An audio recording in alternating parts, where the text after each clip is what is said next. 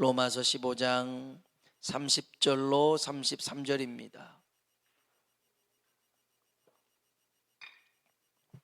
로마서 15장 30절로 33절. 로마서 15장입니다. 30절로 33절에 있는 말씀을 함께 읽어보겠습니다. 읽어볼까요?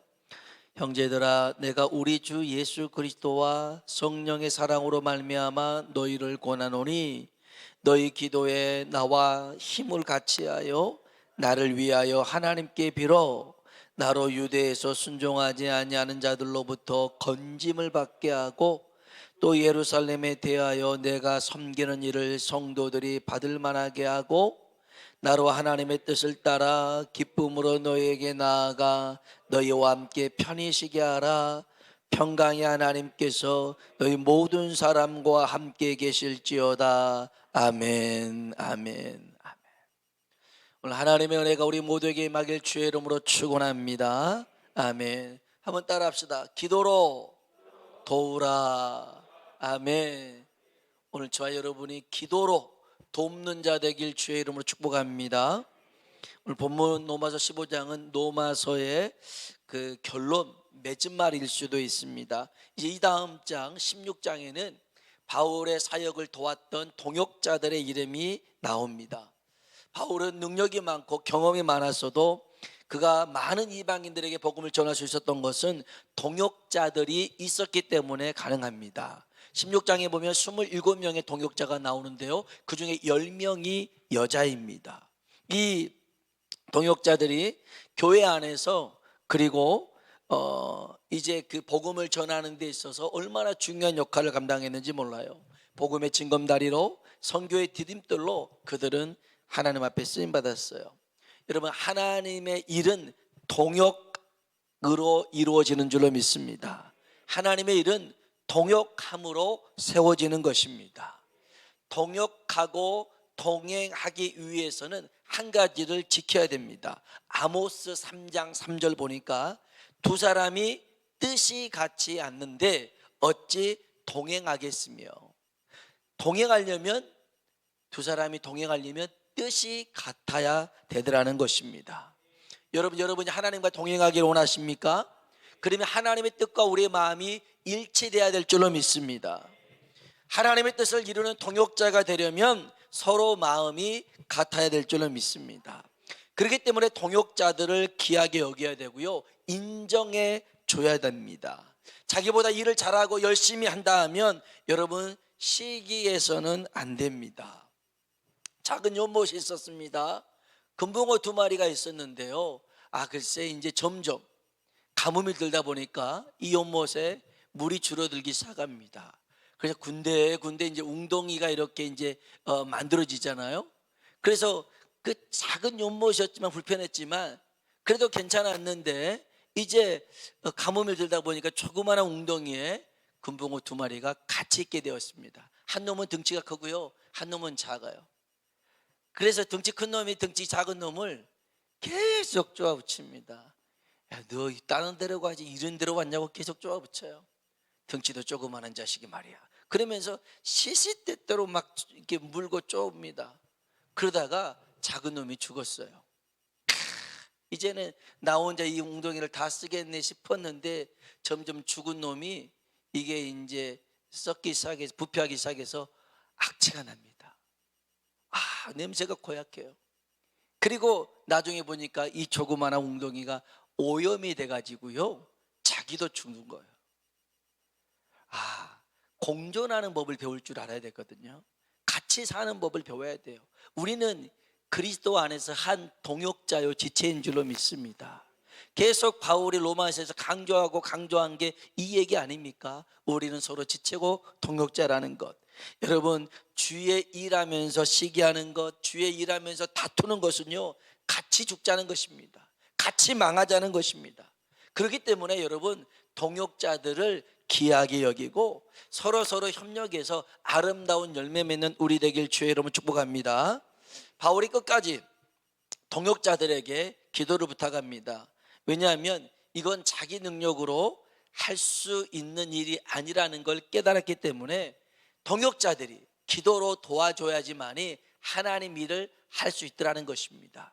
그래서요, 바울은 기도 부탁을 합니다. 30절 볼까요? 30절 읽어보겠습니다.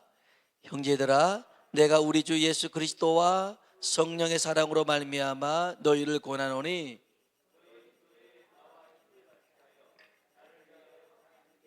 아멘. 너희 기도에 나와 힘을 같이하여 나를 위하여 하나님께 기도해 주라. 기도 부탁을 합니다. 여러분, 이것이 바울의 선교사에게 핵심이었습니다. 복음을 전하고 영혼을 구원하는 일은 말과 지혜로 할 수 있었던 게 아니었습니다. 성령의 능력인 줄로 믿습니다. 그래서 고린도전서 2장 4절로 5절에 보니까 바울이 고백하는 게 이겁니다. 내 말과 내 전도함이 설득력 있는 지혜의 말로 하지 아니하고 다만 성령의 나타나심과 능력으로 하며, 아멘. 전도는 성령의 나타나심과 능력으로 되는 거라는 거죠. 오늘 성령님이 우리 가운데 그 전도의 현장 가운데 함께 하시고 능력을 주시면 가능하게 될 줄로 믿습니다. 그 다음에 이어지는 말씀이 이겁니다. 너희 믿음이 사람의 지혜에 있지 아니하고 다만 하나님의 능력에 있게 하려 하였노라. 아멘. 어떤 사람은요, 믿음이 있는데 사람의 지혜에 머무르는 믿음이 있습니다. 사람의 지혜 이해되고 그 다음에 이게 깨달아지고 거기 수준에만 머물러 있습니다.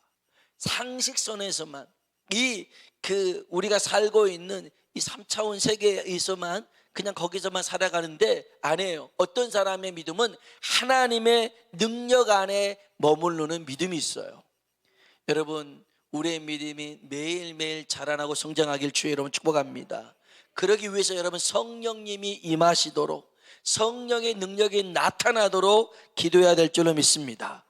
성령이 임하시면, 성령님께서 역사하시면 우리 수준의 일이 아니라 하나님 수준의 일을 하게 될 줄로 믿습니다. 성령님의 사람은 비전의 사람입니다. 성령님은 우리에게 꿈과 환상과 비전을 품게 하시는데요, 성령님이 주시는 영토가 있습니다. 땅이 있습니다. 그것은 미래에 있는데 패배자들은요, 과거를 말하고 평범한 사람은 현실을 말합니다. 그러나 위대한 사람은 날마다 미래를 말하게 되어 있어요. 그래서 사도행전 1장 8절에 보니까 오직 성령이 임하시면 너희가 권능을 받고 예루살렘과 온 유대와 사마리아와 땅끝까지 이르러 내 증인이 되리라. 성령이 임하시면 땅끝입니다. 땅끝이에요. 우리의 사역이 땅끝까지 있다라는 것입니다. 우리의 사역이 눈앞에만 있는 게 아니에요. 정말 하나님께서 우리에게 준비해 놓으신 것은 땅끝까지 있습니다. 이것을 위해서 기도해야 됩니다. 하나님, 내 사명을, 내 사역들을 보게 하시고 알게 하여 주옵소서. 그리고 이 능력을 감당할 수 있는 능력을, 이 사명을 감당할 수 있는 능력을 허락해 주십시오.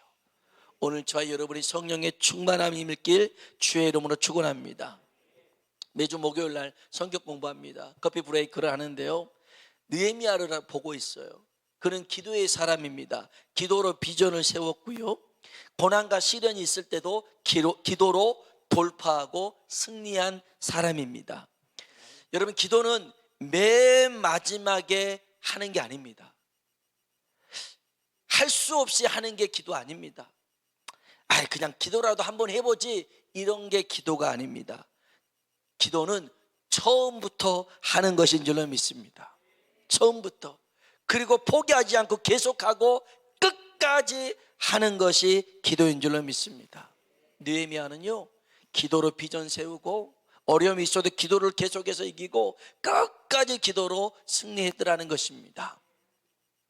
예루살렘 성벽이 한 100년 동안 방치되어 있었습니다. 그러나 기도의 사람, 그는 또 성령이 임하고 비전의 사람이었기 때문에요, 이 성벽을 짓는데 무려 52일 만에, 100년 동안 방치됐던 성벽이 52일 만에 완성이 됩니다. 기적이죠. 기적이 나타났습니다. 그런데 이게 기적이 그냥 일어난 게 아니고요, 기도와 사역을 병행한 겁니다. 오늘 저와 여러분도요, 우리 교회도요, 이 무너진 성벽을 쌓아가는 사람 되길 주의 이름으로 축복합니다. 여러분의 가정에 그런 성벽이 무너진 것이 있다면 이거 쌓아야 됩니다. 보수해야 됩니다. 우리 교회가 이 지역 정말 자꾸만 뚫려서 공격받는 부분이 있다면 우리가 이 성벽을 쌓아가야 됩니다. 나라와 민족을 위해서도 우리는 쌓아가야 될 줄로 믿습니다. 이게 얼마나 중요하냐면 에스겔서 22장 30절에 보니까 하나님이 그럽니다. 이 땅을 위하여 성을 쌓으며 성 무너진 데를 막아서서 나로 하여금 멸하지 못하게 할 사람을 내가 그 가운데서 찾다가, 하나님이 지금 성을 쌓는 사람을 찾고 있대요. 성이 무너진 데 보수하는 사람들을 찾고 있대요. 그런 사람을 찾다가 그 다음에 구절은 찾지 못하였으므로 못 찾았대요. 못 찾았대요. 내 분노를, 내 진노의 불을 쏟아부었더라는 것입니다. 막아야 돼요. 막아야 됩니다. 무너진 성벽을 세워야 되고 또 무너진 성벽을 보수할 그 사람을 하나님이 찾고 있는데, 여러분, 우리가 할 수 있고 해야 될 최고의 사역이 기도하는 일인 줄로 믿습니다. 여러분, 우리가 하면 우리가 할 수 있는 만큼 일하지만 기도하면 하나님이 하실 만큼 일하게 될 줄로 믿습니다. 한번 옆 사람 보고 인사합시다. 기도가 최고의 사역입니다. 아멘. 여러분, 기도가 최고의 사역이에요. 한 번 더 기도로 돕는 자가 됩시다. 아멘. 자, 바울은 기도 부탁한 거예요. 기도 사실은 안 해도 다 잘할 수 있는데 안 해요. 내가 할 수 있는 건 여러분의 기도 때문입니다. 그러니 기도를 도와주십시오. 구체적으로 어떻게 자기를 위해서 기도해 달라고 했냐면 31절을 한번 볼까요? 31절 같이 한번 읽어보겠습니다. 나로 유대에서 순종하지 아니하는 자들로부터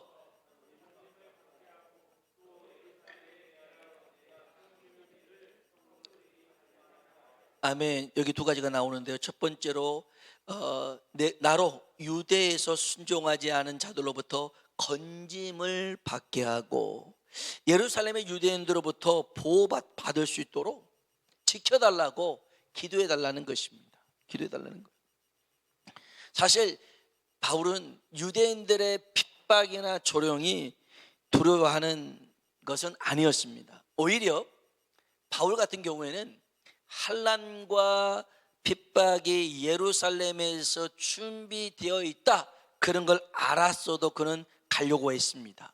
사도행전 20장 24절에 보니까 오직 성령이 각 성에서 내게 증언하여 결박과 환난이 나를 기다린다 하시나 내가 달려갈 길과 주 예수께 받은 사명 곧 하나님의 은혜의 복음을 증언하는 일을 마치려 하면은 나의 생명조차 조금도 귀한 것으로 여기지 아니하노라. 아멘.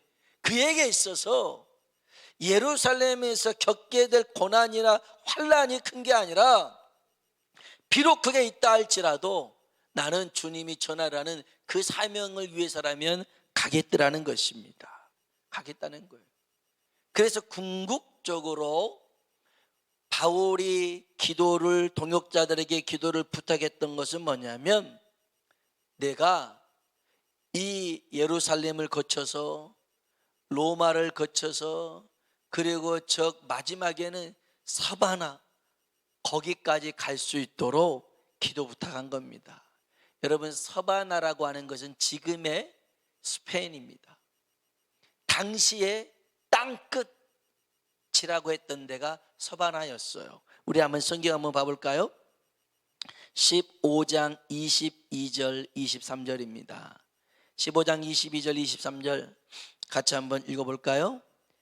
그러므로 또한 내가 너희에게 가려 하던 것이 여러 번 막혔더니 이제는 이 지방에 일할 곳이 없고 또 여러 해 전부터 언제든지 서바나로 갈 때에 너희에게 가기를 바라고 있었으니. 아멘. 바울이 지금 서바나를 가고 싶은데 너희들은 그 안에 언제든지 노마에 들렸다가 내가 서바나로 갈 거야. 이 서바나로 가는 길을 열어달라고, 거기에 함께 해달라고 기도 부탁을 하고 있는 겁니다. 28절 한 절 더 봅시다. 28절 읽어보겠습니다. 그러므로 내가 이 일을 마치고 이 열매를 그들에게 확증한 후에 너희에게 들렸다가 서바나로 가리라. 아멘. 너에게 들렸다가 서바나로 가리라. 결국엔 그 당시의 사람들이 땅끝을 서바나라고 생각했단 말이에요. 그럼 예수님이 너에게 성령이 임하시면 예루살렘과 온 유다와 사마리아와 그 다음에 어디예요? 땅끝까지 이르러. 바울의 가슴 속에는 그 땅끝까지 가서 복음을 전하려고 하는 뜨거운 열정이 있었더라는 거예요. 열정이 있었어요. 그래서 이 복음을 전할 수 있도록 기도를 부탁한 거였어요. 여러분, 우리가요, 하나님께서 주신 이 사명을 정말 여러분의 수준에서 선 긋지 마시고, 하나님, 나를 마음껏 사용하여 주시옵소서. 나를 하나님이 원하시는 만큼, 원하시는 대로 사용해 주십시오. 여러분, 이 기도는요, 하나님을 나를 그냥 마구 굴리라는 소리만이 아니라 하나님이 내게 능력 주셔서 그 일들 감당하라는 것입니다. 여러분, 우리 수준에서만 머무르지 맙시다. 할렐루야. 여기에서도 여러분 국회의원도 나오고 그 다음에 뭐 영화 감독도 나오고 그냥 뭐 경제인 기업인도 나와서 여러분이 더 올라가면 올라갈수록 하나님의 일들을 더 힘있게 감당할 수 있는 거예요. 감당할 수 있어요. 저는 못 봤는데 이제 뭐 지난 연말에 그 무슨 연예 대상 받고 뭐 이런 뭐 대상 받은 사람들, 많은 사람들이 하나님께 영광을 돌립니다, 그렇게 고백을 했다 하더라고요. 전에는 막 눈치 보고 있는데 그런 거 없이 당당하게 했더라는 거예요. 얼마나 감사합니까? 얼마나 감사해요. 자기의 믿음을 고백할 때 다른 사람들이 그 모습을 보고 도전을 받아서, 그 악동 뮤지션의 그 남자 그 가수가 있는데 걔도 그냥 내가 만일 죽은다면 나는 장례 때 사람들이 왔을 것인데 나는 그때 천국에 가서 있을 것이고 막 그렇게 또 재밌게 했다는데 사람들이 그거 보고도 막 거부감을 갖지 않았더라는 거예요. 여러분, 정말 우리가 우리 수준의 일을 하지 말고 하나님의 수준의 일을 할 수 있도록 기도하길 주의 이름으로 축복합니다. 기도해야 됩니다. 기도가 밑받침이 돼야 할 수 있는 것입니다. 바울은 그게 알았어요. 그냥 서바나 가는 게 문제가 아니라 거기서 내 말과 내 지혜로가 아닌 성령의 능력으로 복음을 전할 수 있도록 기도 부탁했더라는 거예요. 오늘 저와 여러분에게도 이런 능력이 나타나길 주의 이름으로 축원합니다. 두 번째요, 여기 다시 31절에 보면 중간 부분에 다시 한번 31절 읽어봅시다. 나로 유대에서 순종하지 아니하는 자들로부터 건짐을 받게 하고 또 예루살렘에 대하여 내가 섬기는 일을 성도들이 받을 만하게 하고, 아멘. 예루살렘을 섬기는 일이 잘 이루어지도록 기도 부탁을 합니다. 이게 무슨 말이냐면요, 마게도냐라는 이 지역의 수도가 빌립보입니다. 그리고 아가야의 이 지역의 수도가 고린도 교회인데요, 이 빌립보 교회하고 이 고린도 교회가 예루살렘 교회를 돕습니다. 왜 돕냐면 예루살렘에 흉년이 들었어요. 어려움이 생겼어요. 예루살렘 교회는 모교회입니다. 가장 어머니 교회 같은 시작의 교회인데 여기 이 지역에 흉년이 들다 보니까 사람들이 이제 먹고 이렇게 지낼 만한 게 없었어요. 그래서 이 빌립보 교회가, 고린도 교회가 연보를 합니다. 이제 구제를 합니다. 헌금을 해요. 그거를 이제 바울을 통해서 전하게 하는데요, 한번 봅시다. 15장 25절 26절입니다 15장 25절 26절 읽어봅시다. 그러나 이제는 내가 성도를 섬기는 일로 예루살렘에 가노니 이는 마게도냐와 아가야 사람들이 예루살렘 성도 중 가난한 자들을 위하여 기쁘게 얼마를 연보하였습니다. 아멘. 이거 마게도냐와 아가야 사람들이 예루살렘에 있는 사람들, 가난한 성들 도우라고 돈을 준 겁니다. 헌금을 준 거예요. 바울이 이거를 중간에 사고 내지 않고 또 엉뚱한 데 쓰지 않고 그대로 가지고 와서 이 예루살렘 교회에 전달하려는 것입니다. 27절 한번 볼까요? 27절 읽어봅시다. 저희가 기뻐서 하였거니와 또한 저희는 그들에게 빚진 자니 만일 이방인들이 그들의 영적인 것을 나눠 가졌으면 육적인 것으로 그들을 섬기는 것이 마땅하니라. 아멘. 무슨 말이에요? 복음의 시작이 예루살렘 교회로부터 시작됐다 하면 그들이 어려울 때는 도와주는 게 마땅하지 않냐, 그런 거였습니다. 사랑하는 성도 여러분, 하나님께서 우리에게 힘을 주시고 은혜를 주시는 이유가 뭐냐면 연약한 자를 도우라는 것입니다.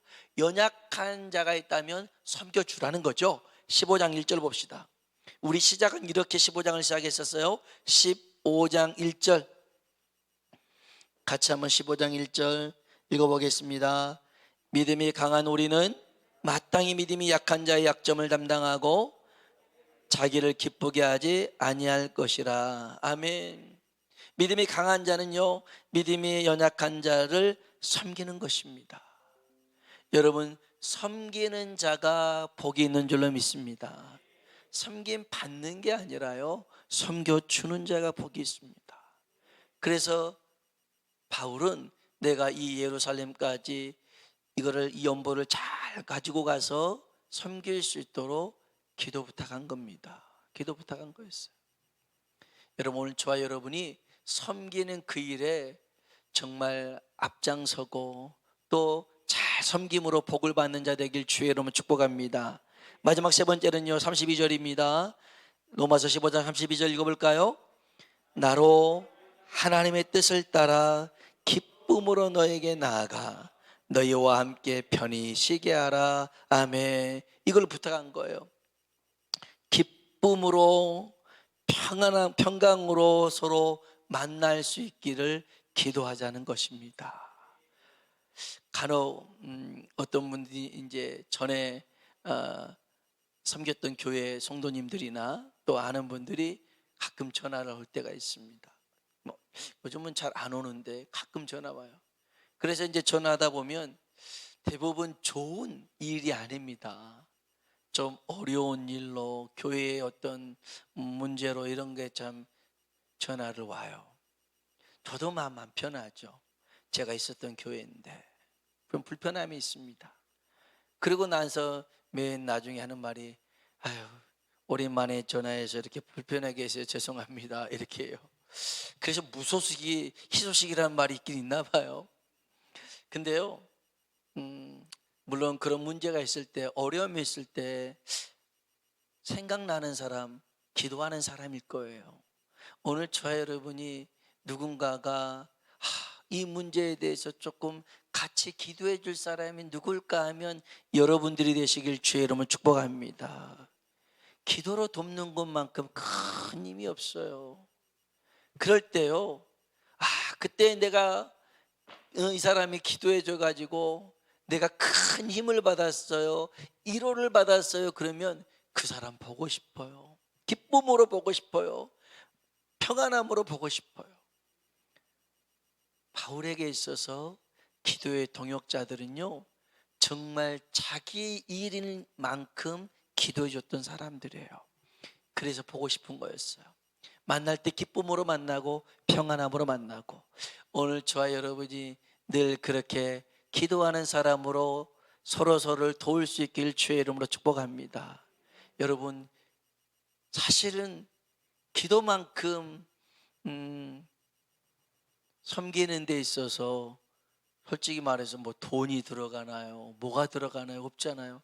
하지만 기도가 제일 힘들어요. 영적인 싸움이기 때문에 그래요. 여러분 주변에 여러분을 위해서 기도하는 사람이 있다면 귀히 여기시길 주의 이름으로 축복합니다. 정말 소중하게 여기십시오.